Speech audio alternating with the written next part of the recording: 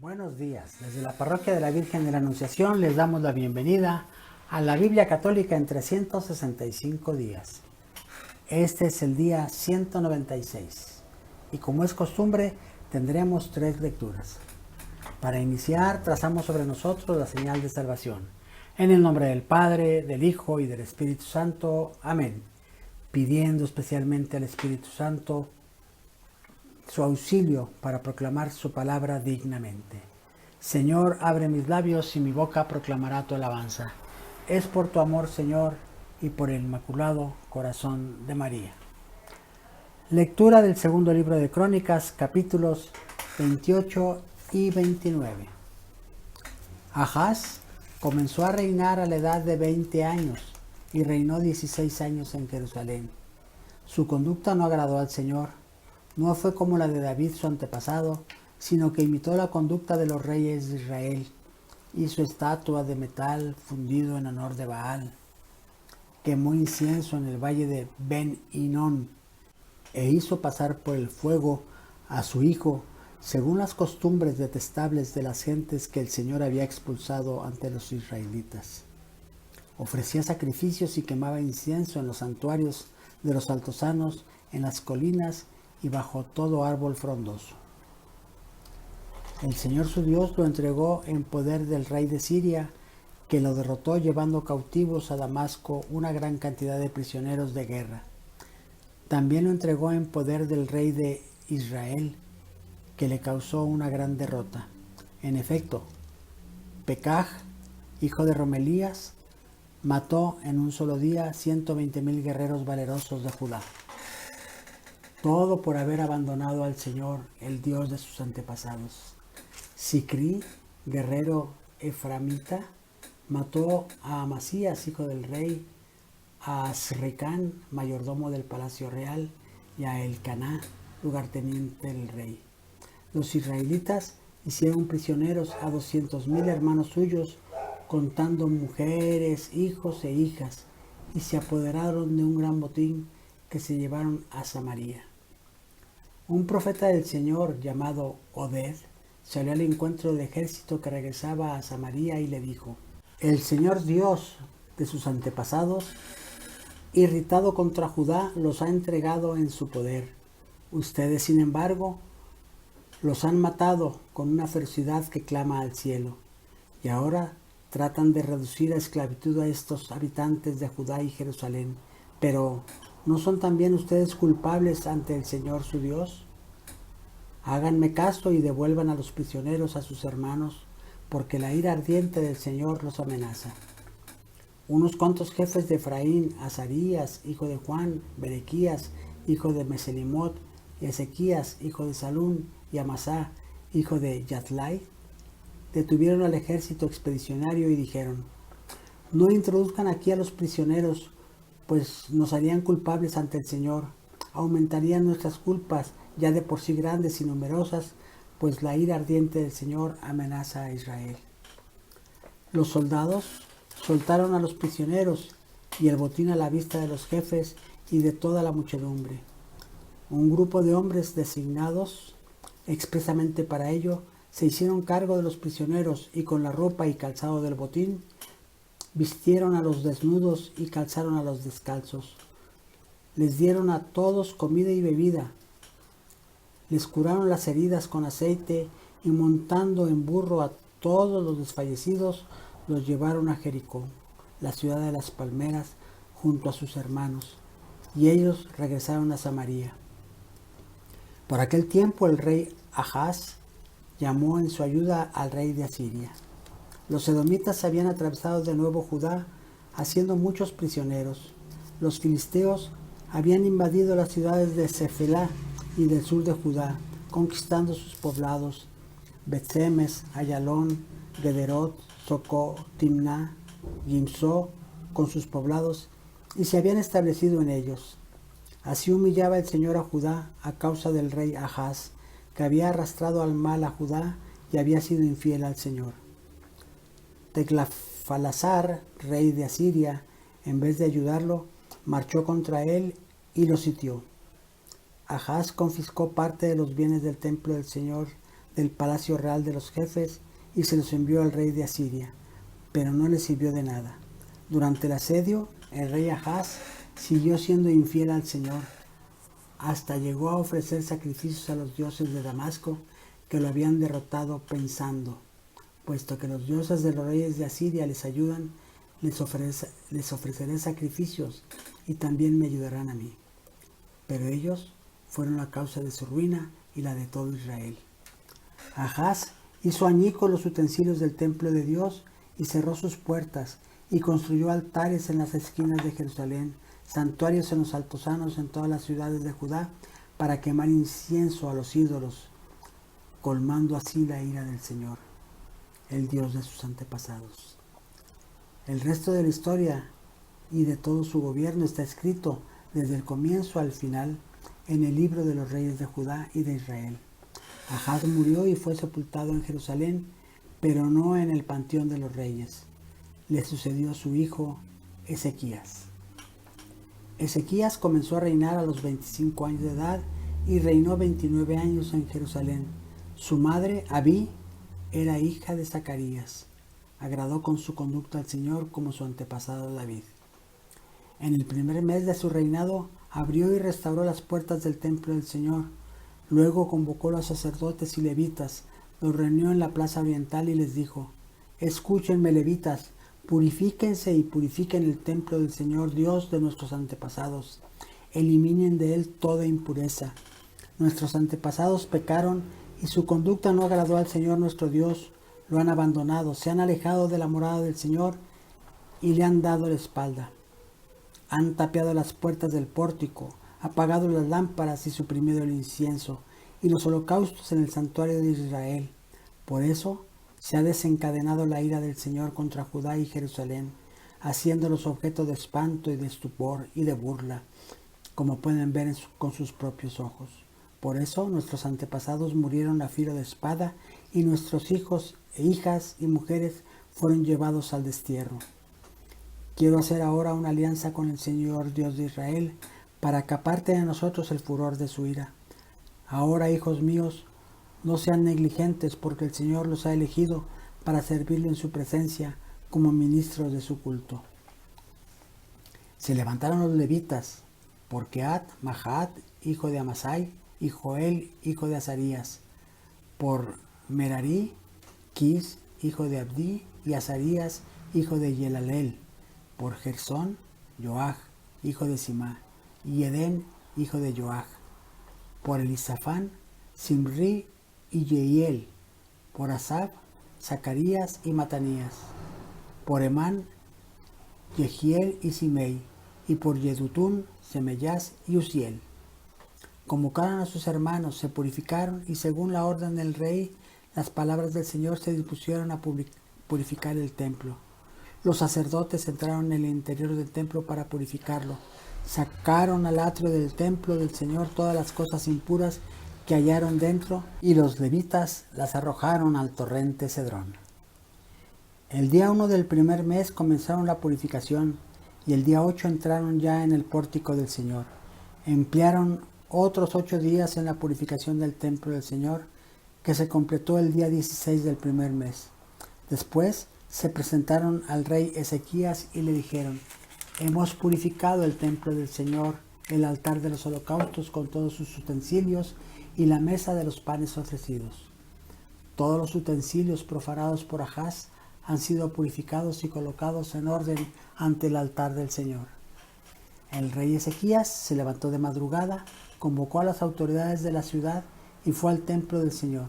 Se trajeron 7 novillos, 7 carneros, 7 corderos y 7 chivos, para ser sacrificados en expiación por el santuario y por Judá. El rey ordenó a los sacerdotes descendientes de Aarón que los ofrecieran sobre el altar del Señor. Inmolaron los toros, carneros y corderos y derramaron la sangre sobre el altar. Llevaron los chivos expiatorios ante el rey y la asamblea, que pusieron sus manos sobre ellos. Los sacerdotes los inmolaron y derramaron su sangre sobre el altar en sacrificios de expiación por los pecados de todo Israel, según la orden del rey. Estableció también el rey levitas en el templo del Señor con símbolos, arpas y cítaras, de acuerdo con lo dispuesto por David, por Gad, el vidente del rey, y por el profeta Natán. La disposición venía del Señor a través de sus profetas, situados ya los levitas con los instrumentos musicales que David había prescrito y los sacerdotes con sus trompetas. Ezequías mandó ofrecer el holocausto sobre el altar, todo ello acompañado por el canto de las alabanzas del Señor, al son de las trompetas y de los instrumentos musicales de David, rey de Israel. Toda la asamblea estuvo de rodillas hasta el fin del holocausto, de la música y de los cantos de alabanza. Terminado el holocausto, el rey y sus acompañantes se postraron con gran reverencia. El rey Ezequías y los jefes dieron orden a los levitas de cantar al Señor los salmos de David y del vidente Asaf. Ellos lo hicieron jubilosos y se postraron en actitud de adoración.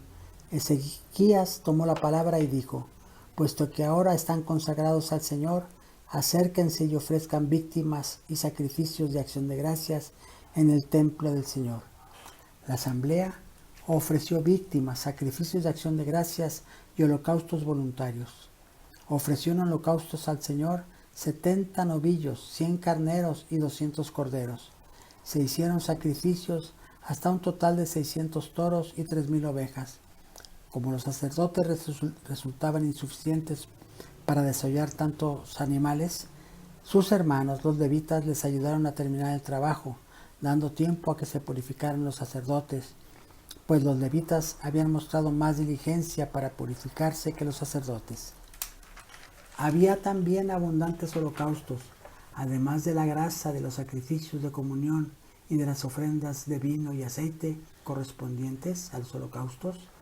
Así quedó establecido el culto en el templo del Señor. Ezequías y todo el pueblo se alegraron de lo que Dios había hecho en favor del pueblo, dada la rapidez con la que se procedió. Proverbios, capítulo 21, versículo 16 a 31. El que se aparta del camino de la prudencia, se sentará en la reunión de los muertos. El que ama el placer, acabará en la miseria. El amigo del vino y los perfumes no se enriquecerá. El malvado pagará por el justo, y el traidor por el honrado. Mejor es vivir en un país desierto, que con mujer conflictiva y de mal genio.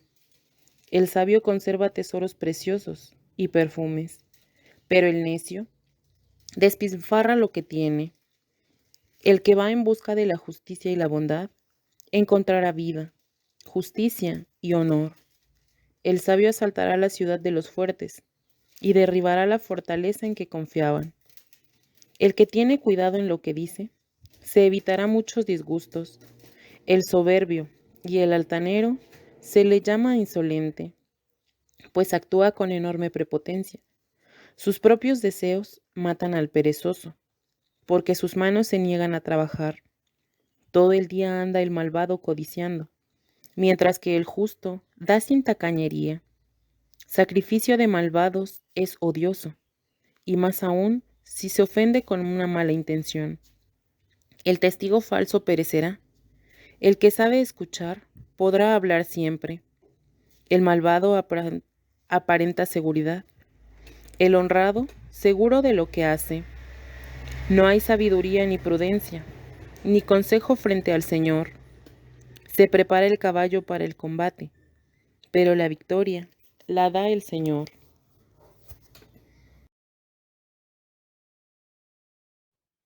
Carta a los Romanos, capítulo 14. Sean comprensivos con el que es débil en la fe, sin entrar en discusiones.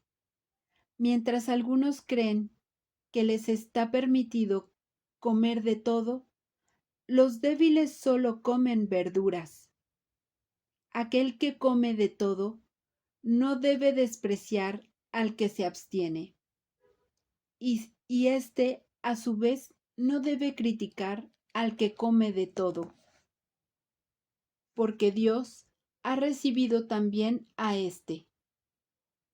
¿Quién eres tú para criticar al servidor de otro? Si él se mantiene firme o cae, es cosa que incumbe a su dueño. pero se mantendrá firme porque el Señor es poderoso para sostenerlo. Unos tienen preferencia por algunos días, mientras que para otros todos los días son iguales. Que cada uno se atenga a su propio juicio. El que distingue un día de otro, lo hace en honor del Señor, y el que come, también lo hace en honor del Señor, puesto que da gracias a Dios. Del mismo modo, el que se abstiene, lo hace en honor del Señor, y también da gracias a Dios. Ninguno de nosotros vive para sí, ni tampoco muere para sí. Si vivimos, vivimos para el Señor, y si morimos, morimos para el Señor. Tanto en la vida como en la muerte, pertenecemos al Señor, porque Cristo murió y volvió a la vida para el Señor de los vivos y de los muertos. Entonces, ¿con qué derecho juzgas a tu hermano? ¿Por qué lo desprecias? Todos, en efecto, tendremos que comparecer ante el tribunal de Dios, porque está escrito: juro que cada rodilla se doblará ante mí, y toda lengua dará gloria a Dios, dice el Señor. Por lo tanto, cada uno de nosotros tendrá que rendir cuenta de sí mismo a Dios. Dejemos entonces de juzgarnos mutuamente. Traten más bien de no poner delante de tu hermano nada que lo haga tropezar o caer. Estoy plenamente convencido en el Señor Jesús de que nada es impuro por sí mismo. Pero si alguien estima que una cosa es impura, para él sí es impura. Si por un alimento afliges a tu hermano, ya no obras de acuerdo con el amor. No permitas que por una cuestión de alimentos se pierda aquel por quien murió Cristo. No expongan a la maledicencia el buen uso de la libertad. Después de todo, el reino de Dios no es cuestión de comida o de bebida, sino de justicia, de paz y de gozo en el Espíritu Santo. El que sirve a Cristo de esta manera es agradable a Dios y goza de la aprobación de los hombres. Busquemos, por lo tanto, lo que contribuye a la paz y a la mutua edificación. No arruines la obra de Dios por un alimento. En realidad, todo es puro, pero se hace malo para el que come, provocando escándalo. Lo mejor es no comer carne, ni beber vino, ni hacer nada que pueda escandalizar a tu hermano. Guarda para ti, delante de Dios, lo que te dicta tu propia convicción. Feliz el que no tiene nada que reprocharse por aquello que elige. Pero el que come, a pesar de sus dudas, es culpable, porque obra de mala fe, y todo lo que no se hace de buena fe es pecado. Palabra de Dios. Gloria a ti, Señor Jesús. Te agradecemos tu presencia y te esperamos mañana en un capítulo más de la Biblia Católica en un año. Unidos con María, vamos a evangelizar.